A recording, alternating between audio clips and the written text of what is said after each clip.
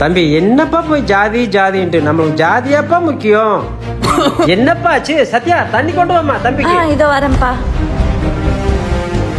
தம்பி நான் சொன்னதெல்லாம் ஞாபகம் இருக்குப்பா. சரிங்க தலைவரே.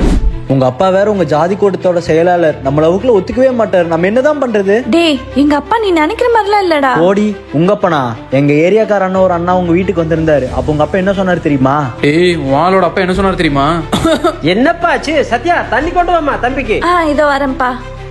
தம்பி நம்மளுக்கு ஜாதி தான் முக்கியம். உசுரே போனாலும் ஜாதி கொள்ளுகளை மட்டும் விட்டுறாதீங்க. உங்க அப்பா உங்க முன்னாடி எல்லாம் நல்ல ஒரு வேஷம் போடுறாரு, நம்பிராத.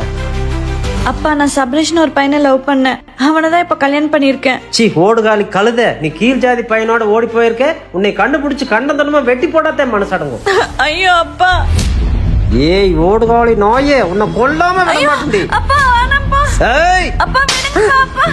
யோ நீலாம் ஒரு அப்பனா? பெத்த பிள்ளையே ஜாதி வேறல கொல்லுன்னு நினைக்கிற?